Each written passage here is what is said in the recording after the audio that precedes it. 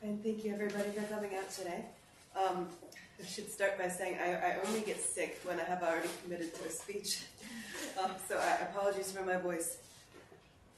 I have been incalculably privileged in my life. I grew up in the United States, and my parents moved us from one state to the next. And with every move, their primary deciding factor was the quality of the school district. I was constantly exposed to new people, new programs, places, experiences.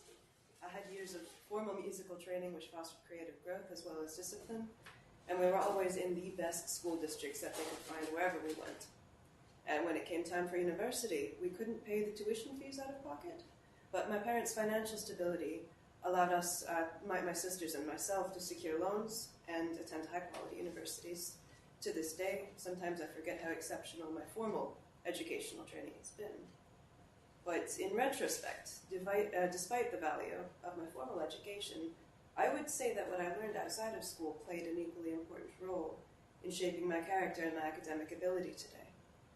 I grew up with the children of immigrants, immersed in a mosaic of multilingual households, and I feel this has enhanced my language skill and my capacity for empathy. I've worked myriad different jobs, and at each post I've gained experience in doing things, not just technical knowledge. There is a profound difference between learning information and applying it. Every individual does these things differently as well. So I would pose the question, how do you teach concepts like empathy or creativity or analytical thinking? It is my opinion that these are things to be experienced, not taught in a lecture. I had already submitted my topic for today when it dawned on me that labeling these types of education as informal is probably a problem in itself.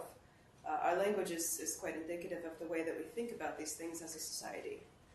And I'd like to take the liberty of distinguishing non-traditional types of education as contemporary learning rather than informal education. I want to illustrate this concept of contemporary learning with an example from Athens, Greece. Many of you guys know I worked there over the summer in refugee camps, and I am truly honored to know an extraordinary young man. His name is Ismail. He is a Yazidi refugee from Iraq, and he's 15 years old. 15 years old, and he's taken this football program at Skaramangas refugee camp, and he's turned it into something incredible.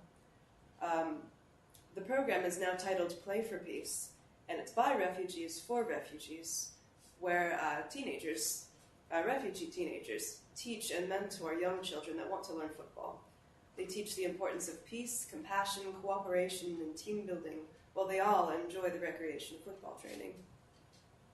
So while I was working with these NGOs in Greece, we struggled, and we recognized that it was a serious problem, the mammoth issue of refugee children missing months, maybe even years of formal education, and that is still a concern because they don't necessarily speak the language, they are not necessarily documented, they're not in school.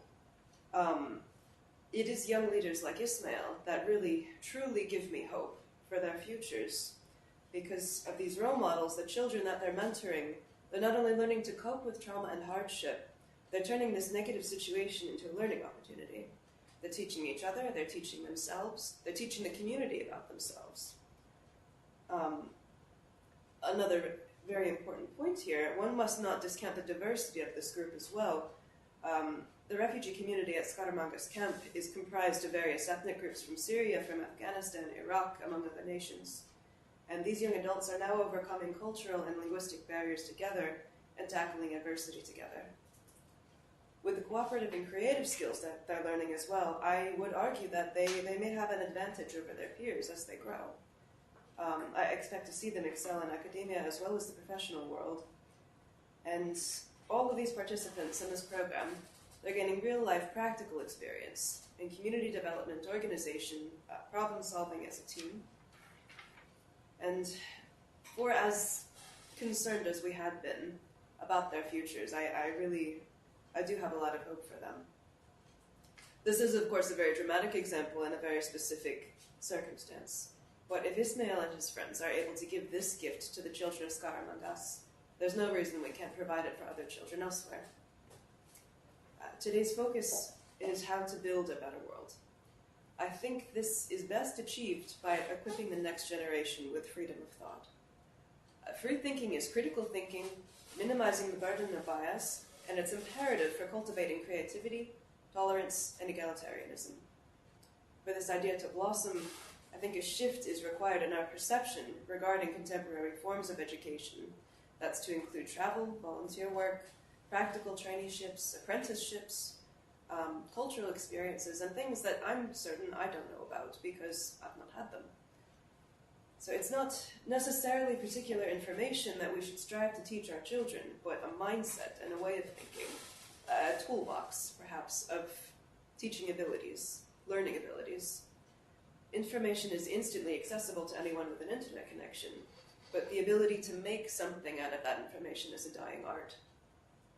There's immense value to me, as a scientist myself, in teaching this ability.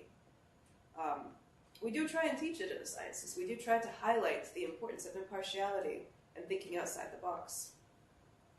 To think like a scientist, however, to consider new evidence with equal parts skepticism and open-mindedness while maintaining a creative flow, that's something born of experience, and that is also quite valuable in every other sector, every other trade. And it is a gift that has been given to me with all the experiences I've undergone. And it's a gift I hope I can pay forward. So thank you all for listening.